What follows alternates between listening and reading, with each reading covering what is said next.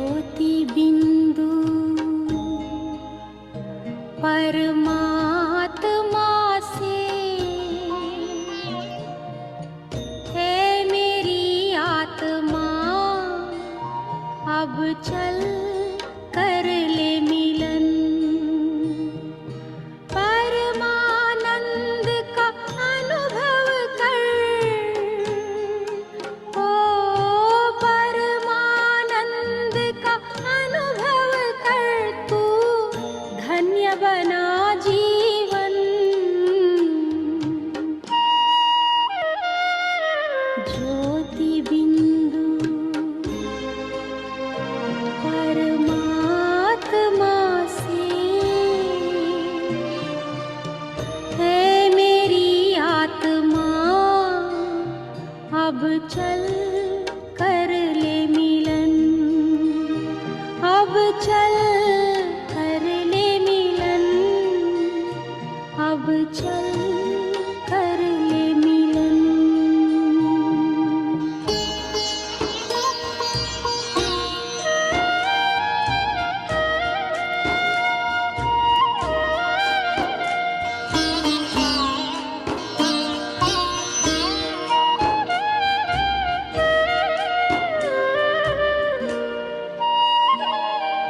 प्रभु की प्राप्ति का मूल मंत्र है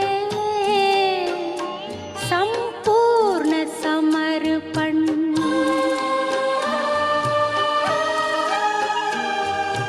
है आत्मा चल प्रभु को सौंप दे, तू सारा जीवन। ओ देख प्रभु तेरे निकट विराजे, ओ देख प्रभु तेरे निकट विराजे, कर ले अभिवादन। ज्योति बिंदु परमात्मा से है मेरी आत्मा, अब चल कर ले मिलन। अब चल कर ले मिलन, अब चल कर ले मिलन।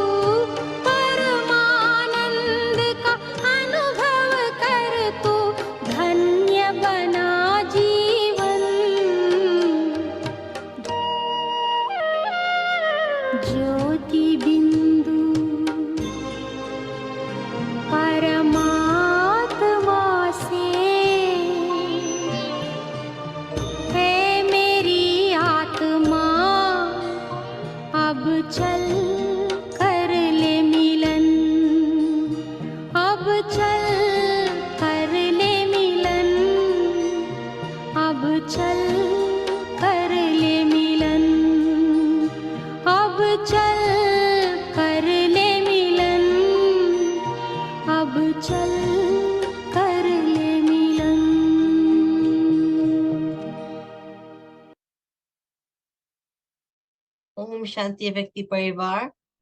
I extend a very warm welcome to all of you. Today is September 11th, 2023. 20 years ago, 22 years ago, at September 11th, 2001, there were terrorist attacks on the Twin Tower buildings in New York. And there was also a terrorist attack on the Pentagon in Washington, D.C.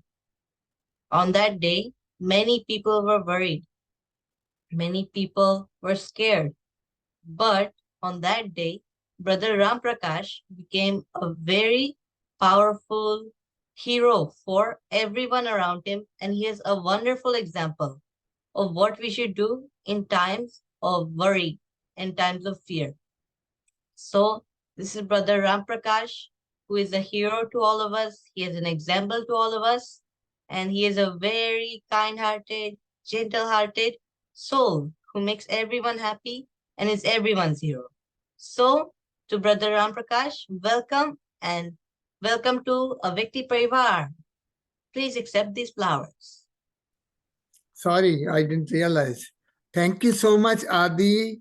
Was kind words, and I always see you a Adi person who is very much ancestor soul, and we all feel that. And you are so much connected with everyone's heart. So sharing this experience of 9/11, um, I know that many times we feel the things happen, are they by chance or they are connected with the history. Many times we also think that I am just a by chance, I am just someone who is ordinary person, and things happen and we deal with them. But only when later on we realize actually the world is connected with us. Even the world events can also be connected with us. We are not just one of the 7, 8 billion people, but we have been chosen by God. We had been adopted by God, and we had been practicing meditation. At that time, in 2001, September 11, I was approximately 27 years in knowledge. I had come to America in 1977 and I took knowledge in 1974. And I came to New York and joined Sister Mohini, Didi Mohini, in 1979, just very beginning. And I used to get sustenance from her before joining her in New York. I was living in Washington area, Virginia, and I used to listen to her every day. Every day I used to make phone call. And then I came to New York in 1979 beginning, and since then I have been in New York, going different places, but that is my base. And my upbringing, spiritual upbringing, I can call. It has been through Sister Mohini, Didi Mohini. And what I learned from her, I always used to tell her, Sister Mohini, you have the vision and we will accomplish it. You keep on telling us. So I always was looking forward to hear her advice that what we can do in our life. And what I had seen, and I grew up with that, was that being practical is the most important thing.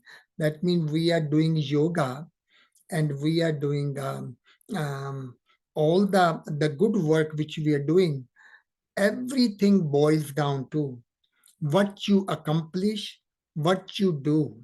You do yoga, but what is the applied yoga is in the karmas. So I grew with that feelings of that everything boils down to karmas, that we become pure and we become a deity. We say we do it through yoga, but how yoga works, that we receive love and happiness from God, and then it goes into my body, creates zeal and enthusiasm, and also give me physical strength, and I am able to do much, much more than I could do it previously. And when I am able to do more, I get blessings from everybody. Because when you do extra work, but also with joy, not having that anger or that kind of tiredness, so you become inspiration for many. So this is where I learned from her how to live a practical Brahman life. Like, because I saw, like, one thing I learned from her was that we do yoga, but our actions should speak what yoga is. So that means I have to be successful in my professional life. I have to be successful in dealing with people. Only then people will know the value of yoga. Like, she will never allow me to become complacent. Oh, I am doing yoga, the job is not important, only doing meditation is important. She will say, no, that if you are not successful in your profession, it will not glorify Baba. Only when you are successful outside, they will ask you how you do that. So this is how I had grew up. And one thing also, when I came to America, I'm sharing my initial thoughts that I have come to America not to change myself, but to change the people.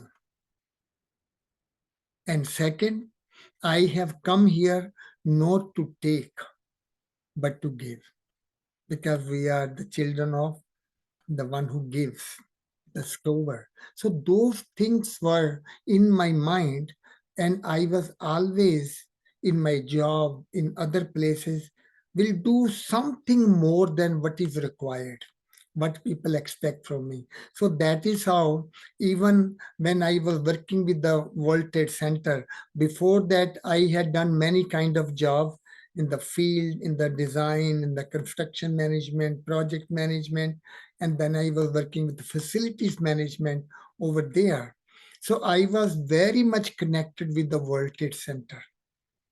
They had hired me to develop program called Structural Integrity Program for the entire complex. I was the team leader. We were 4 or 5 engineers, and it took us about 1 year to come up with this program, because when the buildings become old, they start to develop cracks, and some maybe rusting happen, somewhere discoloration happen, and then we say, oh, we should have to maintain this building.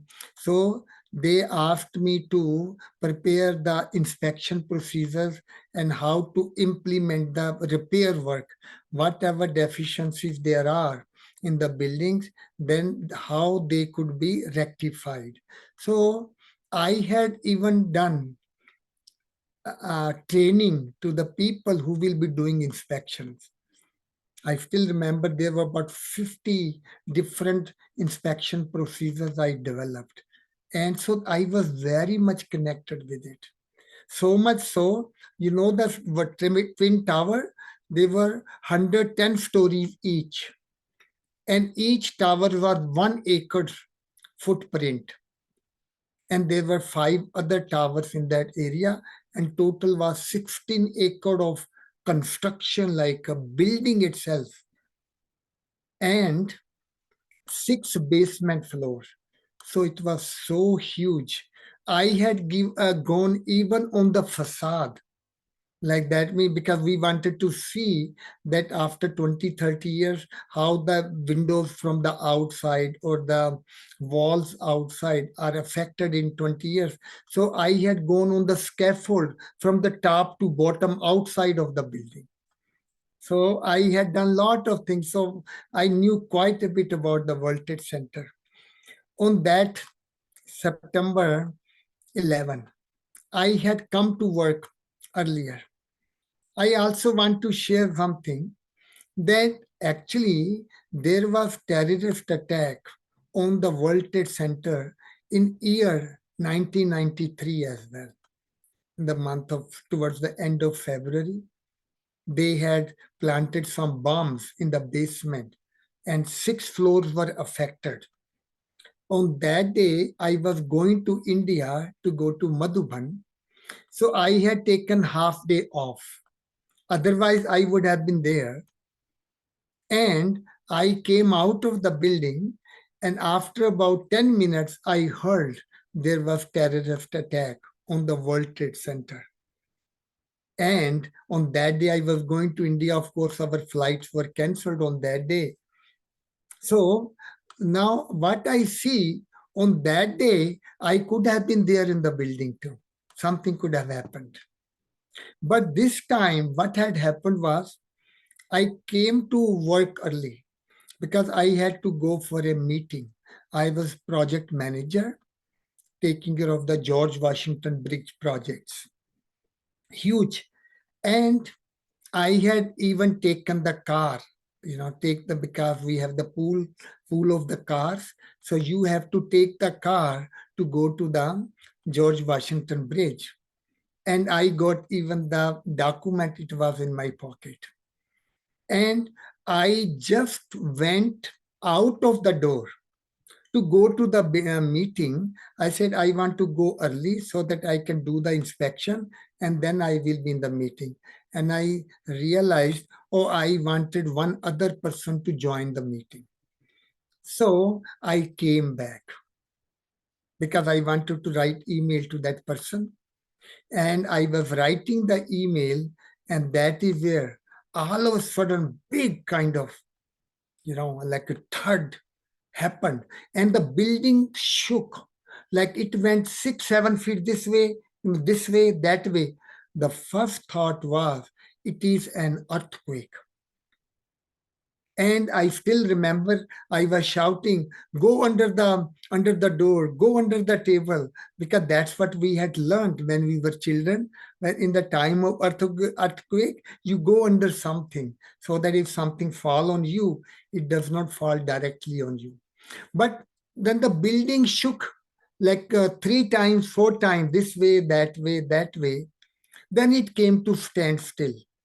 Then it was very clear it cannot be earthquake, because in the earthquake, building will keep on shaking for a long time.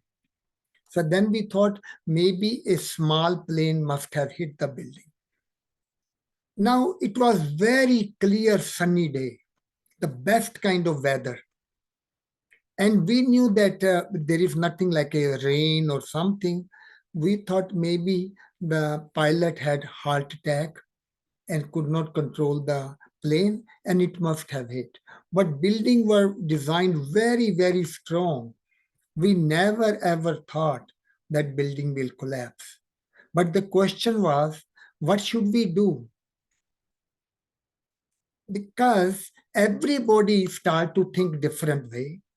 And what I used to be in an emergency response management too when I used to work with the LaGuardia airport.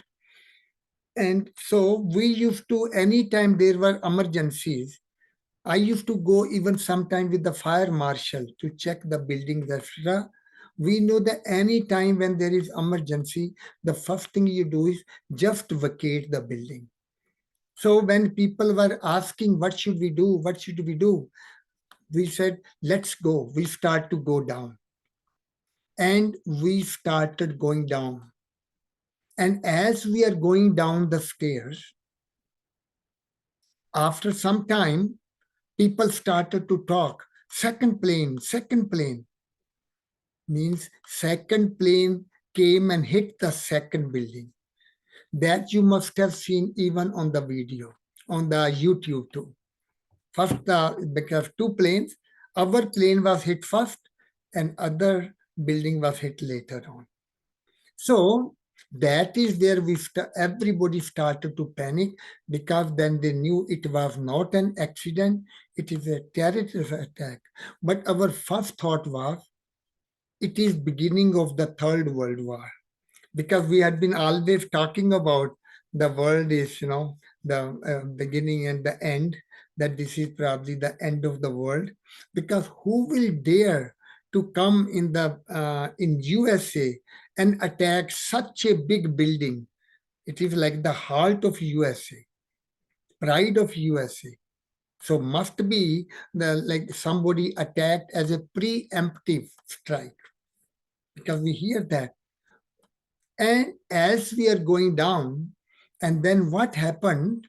The second tower, which hit later on, our tower was hit first, other was hit later, but that tower started to collapse. And whilst it was collapsing, our tower was shaking so badly. Like, you could feel that the floor is shaking, the ceiling plaster is falling, the walls are shaking, and the those stand pipes, pipes, they were like hitting each other, that kind of. And that is where everybody started to get into very much in panic. And then what happened is that all the debris which came down with the tower, it blocked our stairs at the bottom. So we could not use those stairs anymore. We had to go to the other stairs. Maybe some of you might be thinking, what happened to the elevator? Right? The question comes, why not we use elevator? Just to give you one advice, that in the time of emergency, you never ever use an elevator, because the very first they do in the time of emergency is shut off the power, because the electric fire is the biggest hazard in the time of emergency. So they shut off the power. And if you take the elevator, you can get stuck in the middle somewhere and nobody will be there to help you. So you never ever take elevator. That is why they make emergency stairs. They are fireproof. They are like up to 2 hours, they can withstand the fire and the smoke. And that is why we use only the stairs. So we went into the second stairs, and there was much, much more crowd then. And after some time, lot of water started to come in the stairs because the pipelines were broken. And water was gushing down with such a high speed that if we don't hold on to the railing, we could just flush down because it was so strong. So holding the stairs railing, slowly we are coming down, and then we are told the second stairs we cannot use anymore because they were broken underneath because of the water pressure or any other structural failure. So we had to leave those stairs and we had to go to the final third emergency stairs. In order to go there, we had to go through total dark corridor. First time I realized what dark is really. 100% dark. And water is falling on the top. Water is ankle high at the bottom. Our clothes are wet. And holding the wall, slowly we are walking in the corridor, and the emergency light, which has only limited life, they were all shut off. But once in a while, they will kind of light, little bit, like blink. And we could see all the electrical wires hanging on top of us. Because with the water, all the ceiling, etc., had become loose and they all got dropped. We had to bend down, and bending down, holding the wall, Little by little, we came out of that building, and we had gone down and then come out of the building. We walked about 4 or 5 minutes. All of a sudden, we felt the ground is shaking underneath. We looked back and we saw our tower also had started collapsing. We were so close to the tower. If the tower had toppled in our direction like this, we would have been underneath it. But towers came down straight like that. But when it comes straight like that, then the smoke and the dust go like that. So the dust is following us and we are running in front. Our clothes, our faces, they were filled with the dust, but nothing happened to us. And as we are running, and many people then went their own way, but some people still wanted to be with me. And they said, Ram, we feel very comfortable with you. We will not leave you unless we feel safe over here. So we have a meditation center, most of you know, on the Fifth Avenue between 31st and 32nd Street. And I brought them to the center, gave them food, and they did some meditation. And then I called Harmony House and they told me that Dadi Janki wants to talk to me. So I called Dadi Janki, and Dadi Janki talked to me for about probably 25 minutes, half an hour. She wanted to know every detail what I went through, what was my experience. So when I was sharing, she will ask more and more and more. And then she told me that you have to write your experience right now. You write the experience, send it to me. I will send it to the whole world. I said, Dadi, I have just come over here. We are dirty. Our everything is all shoes and everything are dirty, and people are with me. How I will do it tomorrow or when I go home? She said, no, you have to do it right away. She will not let up. And finally, I said, okay, Dadi, I will write it. So I started writing my experience, what happened to me. And that experience then I sent to her and to Madhuban. And next day, it was sent to everywhere. When I came to center next day, that message had already arrived. So it was at night time when the train started to run. We came home. But somehow or another, I was not phased, as if nothing has happened. I came home, I took shower, had my dinner, and I went to bed. And and I got up Amrit Vela. I went to Harmony House because that's only 2 minutes walk from my place where I live. And I went to Harmony House and I did my Amrit Vela, and I am walking towards my apartment. One thing is coming to my mind because all of a sudden you feel emptiness in your heart. Like I was so much connected with the World Trade Center. I still have the book of the program which I have written and all the inspection procedure I had developed, and they had implemented the program also in the World Trade Center. Like 25 people were constantly inspecting the building to see that wherever there are problems. So I was so much connected. All of a sudden, the sky is empty. So I felt a little bit, but one thing came to my mind: drama, move forward. Time only moves forward. Drama moves forward, and I have to move forward. I cannot look back. And one thing, because I had very, very good experience my entire time I was in the tower, I did not want to lose that experience.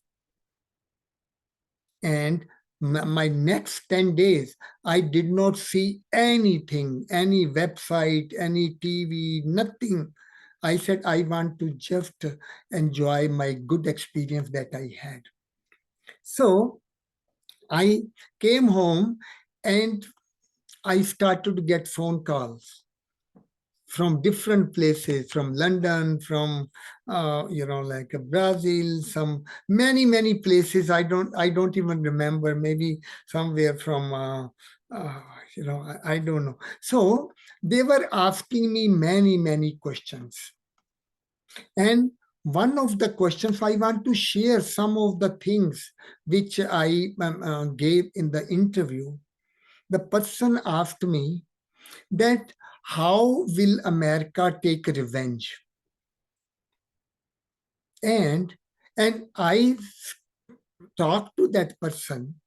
That is where our upbringing, the way we have seen that in our life, what Baba does, Baba makes everybody comfortable.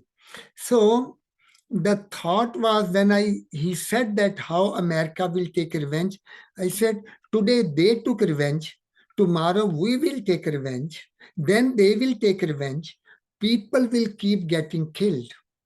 But where is the end?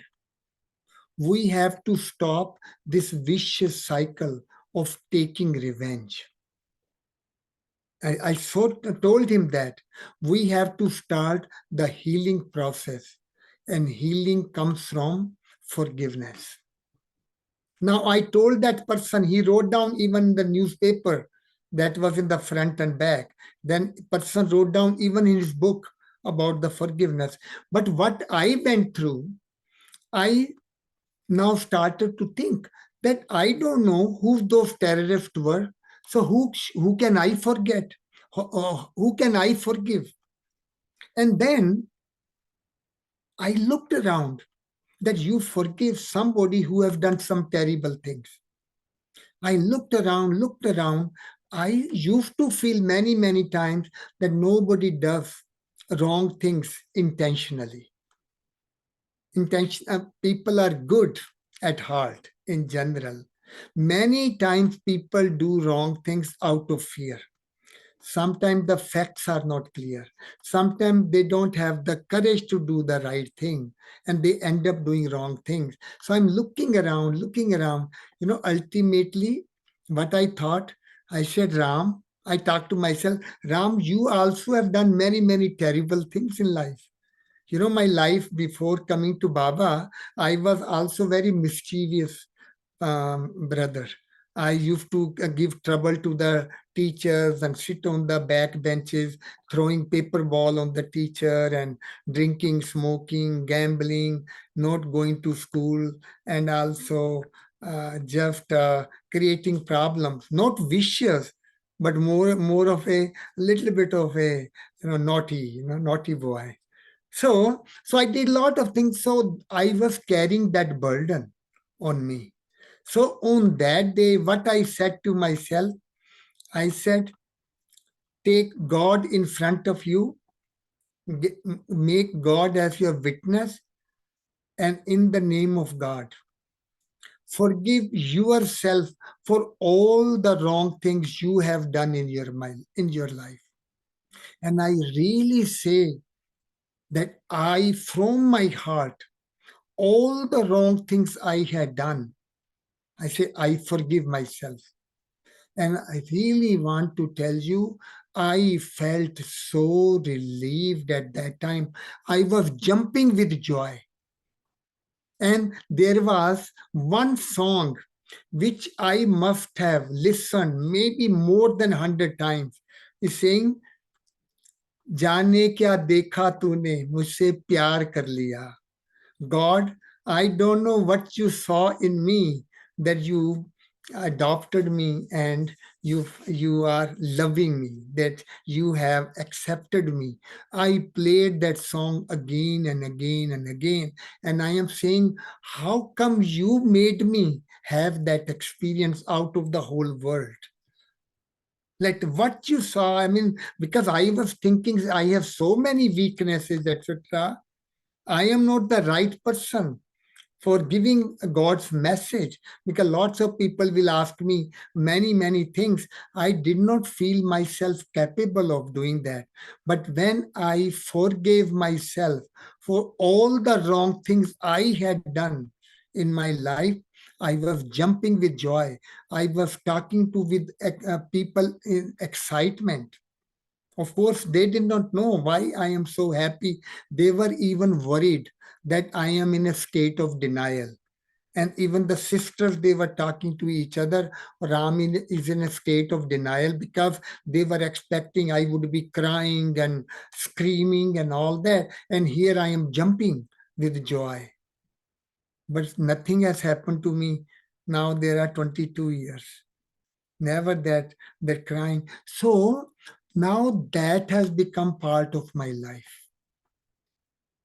Anytime I see somebody making a mistake, rather than getting upset with that person, I remember some of the mistake I have done, maybe tomorrow, maybe yesterday, maybe 1 week ago, maybe this morning. So I forgive myself for that mistake. Anytime somebody make a mistake, I forgive myself for some of the mistake I have done. To me, that has become my life. So I will also, this is what I want to feel, that people that try this thing, whenever you see somebody making mistake, forgive yourself for something you have done wrong. That way you will keep the good relationship with the people, you will not get upset with them, and also you will keep becoming light. So that is one of the thing I want to share. Second thing I had experienced was that there was some smoke coming in the stairs when people are going in and out. Somehow I felt the smoke was not hurting me so bad. Like people having the tears, their all the cheeks were, they're all red, and the swelling, and their tears are coming down. But somehow or another I was feeling much more normal. And I'm wondering that what could be the reason. How come I did not have that experience of that kind of, my eyes are hurting, and so the only thing I think of, because when we do meditation, it becomes our habit, then naturally we are calm, and we are talk to people calmly. We are not scared that much. We are not in panic. And because you remain normal, so then the body is able to process little bit smoke which you inhale, but it is able to process it. And you also know that when we do meditation, when we are in a calm state, we breathe less than people breathe. But when you are in the panic, then you breathe fast, and then the smoke goes in. And how I know that it did not affect me, because because I was wearing tie and jacket, and so people know that, okay, I am a little bit on the management. So some people had come, they were offering the mask. They offered me that mask. Now I had no clue how far I will be, how long it will take to come out of the building. But I told them, no, give to somebody else. I did not ask. Otherwise, in general, people will say, oh, give me two. Maybe one will get spoiled or something, then I can use second one. I told, no, I don't need it. Give to somebody else. And also, I did not go to the doctor. People were saying, Ram, you are crazy. At least you should go to the doctor. Something might have happened. There was asbestos, etc. And at least get it checked. I said, nothing happened to me. Why should I go to the doctor, and then they want to sympathize with me? They also might say, oh, yeah, you should go through some kind of treatment, psychologist, and those kind of things. I did not want to entertain that feeling. I say, I don't want to go to any doctor. I never went to a doctor. So this is where I see, unknowingly we are getting benefit of when we practice meditation It's not that at that time you try to practice meditation. See, one thing I want to really tell you my honest experience, that many times people ask me, Ram, you must be remembering God so much. You must be remembering Baba so much. And I really honestly tell you, at that time you won't be able to remember Baba. Even if you will be remembering, that remembrance will be filled with fear, that remembrance will be filled with repentance, that remembrance will be filled with a kind of feeling that I did not make enough effort. Like you feel that, oh, I should have done more. And that remembrance will also look like selfish remembrance. Like you remember somebody only when you are in pain, other time you forget. At that time, your instincts are, at that time, whatever we had been doing, remembering God and doing meditation, all those things turn into your practical aspect, that you are making right decision. Your thinking become what is the right thinking. And also because you are not in panic, you start to help other people. Like many times we listen God's Murli, that saying that many times we say, God will protect me, God will protect me. And God is saying to us, but you are my children and I protect you. So what is your duty? Children follow the father. So if God protects people, you should also be protecting other people. So then how could you ask for protection? You should be the one providing the protection to other people, so your heart goes out to the people. So this is how I saw that. I was thinking at that time, because they asked me another question. They said, Ram, you were only 5 minutes away from death. 95 minutes I was in the tower. Share your experience when you thought you will never make it. You will die inside. What were those moments? Now I look back into my memory, try to figure when did I feel the fear. And I was amazed to see I could not find any moment of any fear whatsoever. It was looking like magic. But being an engineer, I always feel that there is nothing like magic, but it's a magical process. It's a process. That what is that process? Then I'm thinking, how come I did not have the fear? The only thing I could think of was, because I started helping other people, my own fear never materialized. It is our experience too in life. Anytime you are in pain and sorrow, sometime, but you see somebody in more pain and sorrow, and you start to help that person. And actually, when you start helping other people's problem, your own problems, you forget about them. It is true or not? It's true. You can say, yeah, no, it is true. So that is what happened to me, because I had the thought of helping people. But what kind of help I could provide? Nothing much. Everybody is coming in the stairs, and I am also coming in the stairs. What could I do? But the difference was, everybody was running, trying to rush out, rush down to go come out of the building so that they can meet their family. But I was saying, at that time, I was in knowledge at that time 27 years.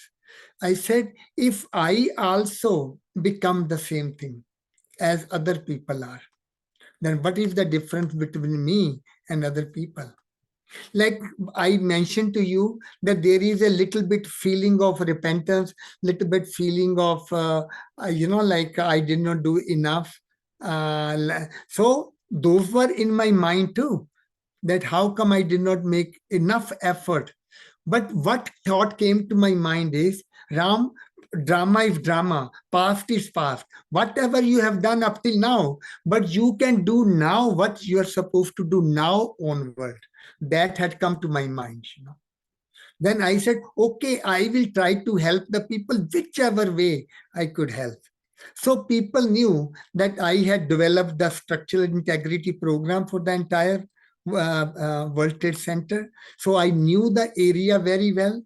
Second, they knew I am a spiritual person, because many times they used to come and talk to me whenever they had problem, but they will talk to me more like jokingly. They say, oh, we have problem, I have problem with my wife, or I have problem with my husband. So what, how should I meditate? Should I say, oh, that's how they used to talk to me, and they will laugh. So, in other words, even though they were joking with me, but deep inside they used to love me a lot, you know. So they were very happy that I am with them. Then they will say to me, Ram, pray for us. Because in Christianity, there is lot of value for praying. And I will say, have faith in God of your faith. You know, we have learned one thing when we are talking to people, just don't start saying, remember Baba or something. And you cannot say that you remember Shiv Baba or point of light or something. I say, remember God of your faith. And we are good people, we are all good people, nothing will happen to us, and we will all come out safe. That's all you could say. But when other tower had collapsed, and that is where the panic, any little thing will happen, everybody used to not scream, but kind of shaken up. But there were also some ladies working over there, and they were behind me. They were some were from our office, some from other place. And when any little sound will come, you know, like in the horror movie, when little sound come, when you are in the fear, you get shaken up or you want to scream. So they will scream at that time. So I will look back, and what I will do, I will step backward, and I will call them, come over here, and I will put them in front of me.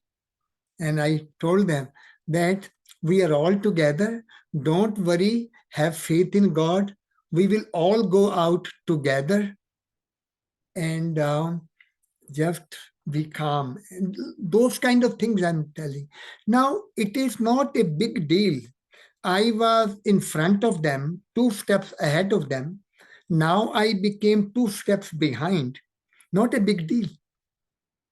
But it must have been very big deal, because somewhere they must have thought that everybody is rushing down and everybody is trying to save their own lives. But here, this person is giving his own space to us and taking himself behind and putting us in front. For if there is any problem, this person is going to help us. They were loving me so much that actually they said to me, Ram, you are our angel. You know, when I heard that word, I laughed inside. I smiled, but deep inside I was laughing. I said, wow, we are making so much effort to become an angel. And here you go 2 steps behind and become an angel. That's pretty good deal. So just go 2 steps behind and become an angel. But later on, I thought about it. You know, I was not sharing my those kind of experience before, but I am sharing these days because we are talking so much about angels these days. So I had been now talking about that too. You know, even in a Vyakti Parivar, how much we talk about angels, you know. So, like also being an engineer, you know, one thing we always say, engineering, one of the engineering part is you simplify things. Simplified. So my thought was that it was not me who thought, it did not occur to me, I'm an angel, but it was their thinking. And they spoke the words, what made them think? And they spoke that I am an angel. So then I felt that actually, when we remember angels, we remember big, big angels with name and fame, or big, but I am an ordinary person. Is it possible they are big angels? I can become a tiny angel. I can become a dot angel. I can become a micro angel, or even a speck of an angel, or a unit angel, atom angel. That is possible, but what angels do, I can start doing that. And what angels do, they come at the time of need out of nowhere. They will work selflessly, and they will remain incognito. They will not reveal themselves. And also, when the work is done, without any acknowledgement, they fly away. Will not take anything in return, because if they will accept anything in return, if they will carry that thing, they won't be able to fly. They have to be empty handed. So I then asked this question, that can we do that? I ask even every one of you who are listening, can we do that? Making myself available in the time of need, working selflessly, incognito, and also when the work is done, no no return, nothing in return, and fly away without telling anybody. Can we do that? Can we do that? If we can do it, today we all have become angels. So you should accept that thing, that from today on, we can all act like angels. Like, even though we are not perfect angel, I always feel that whenever you take exam, every person does not get 100%. Somebody gets 70% mark, somebody gets 60% mark. Like, I'm an engineer. I was, as I said, I was terrible in studies. I was naughty and all that. I was the last person to pass engineering. Last person. But still, I am an angel. I'm an engineer, and I do all the engineering things. So I am also angel, even if I am the lowest part of an angel. But still, I can act. I can do the things what angels do. So don't worry about whether you are first class angel, second class angel, or pass with honor angel, but start acting like angels. So that is what I wish you for all that. And one other thing which crossed my mind, because we lost about 10 people in our office, because they decided to stay back because they thought they are safe over there. And by the time they started to go down, it was too late, and they died. And I used to go to their funeral. The little bit of survival guilt. That question was, why did I survive? When I see their children, their spouses crying with so much pain, so you feel that, why did I survive? I never wanted to say God protected me, because if Baba protected me, Baba is God, parents for everybody. Why did not he protect them? If become God is biased, I didn't want to use that. I didn't want to say that I had good karmas. Then what means that other people had bad karmas, I had good karmas. So I didn't want to say that also. The only thing I came up with, that I also feel I am died. My This life is finished, and now this life has been given to me. If I use this life not for my own self, but for the humanity, then even God can justify that why this person survived, because his role of helping the society, helping the humanity has to continue. So I took upon myself, wherever I will go, whenever I go, I try to help people. And at this time, we all know the world is suffering. Everybody's in pain, everybody is hurting, everybody is looking for help, everybody. And help is not a big help, even to say hello, to tolerate little bit, to accept little bit.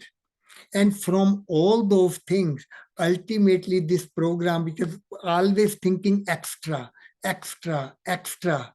So this 7 billion acts of goodness came from that. And the definition of act of goodness is doing something above and beyond whatever my duty or obligation is, or whatever is my capacity. Because if I work within my capacity, then God does not need to come to my help. Only when I will take up the tasks which are beyond my capacity, God will come and help, and I will build capacity. I will build trust when I will do extra on the basis of love and kindness. I will not get tired. I will be able to do extra, and then people will give me the blessing, and that blessing become part of my strength. And that is where the 7 billion acts of goodness came up, that based on the atom hit each other, and a tiny atom, then they split, and a tiny portion called electron becomes spare, and that turns into nuclear energy. And also when it hit others, chain reaction begins. So if a terrorist can create a chain reaction of negative or explosion, why not explosion of goodness and happiness in the world? So if we can bring that explosion of goodness and happiness, if we can bring the tsunami of goodness and happiness, and that is what we were building, a world of happiness, a world of goodness. And that is my experience of the World Trade Center. And anybody, if you want to know about, you can go to the website, actsofgoodness.org, or you go into the YouTube, or you can see many videos, etc. 7 billion acts of goodness, and we are doing it for the last 10 years. And really the crux of the whole thing is doing something extra. If you are making $100,000, people work for 70,000, 80,000. I will work for $110,000. For 10,000 will be my act of goodness. So thank you so much for letting me share all my experience. And then there were many other experiences, but I wanted to speak slow, and I could not cover those things. But maybe some other time I will be able, that how even your body, like I had pain in my knees, I started loving my knees and saying, yes, let's being friend to my knee, that let's go a little bit more, let's go a little bit more. And I found that the problem in the knee disappeared, and I like walked maybe 3 hours on those knees, and I could never do better. In other words, whenever we doing something good, how the body also helps us. Okay, thank you so much. Thank you, thank you. My time is up. So maybe we can remember Baba 1 minute, and then we close.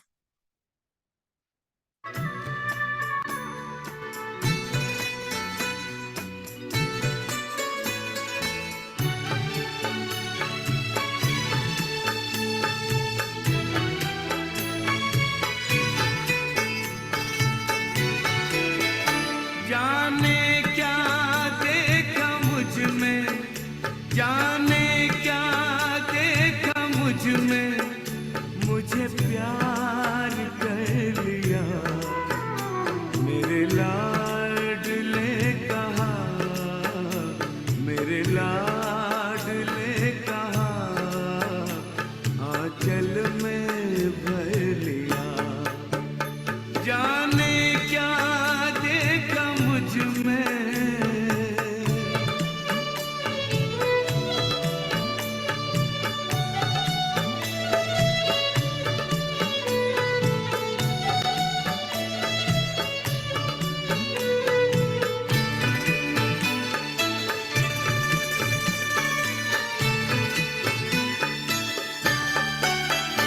तेरा प्यार सोच करके आंखों में आंसू आए, मोती इन्हें बनाकर दिल में लिया समाए।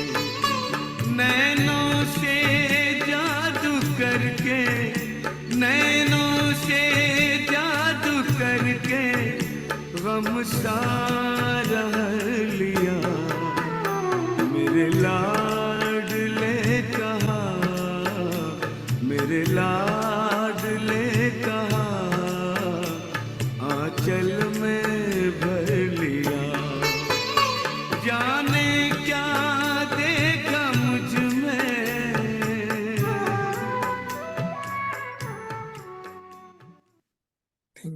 Thank you, everybody. Thank you for listening. Thank you, Ramparakash. You inspire so much. Yes. Om Shanti.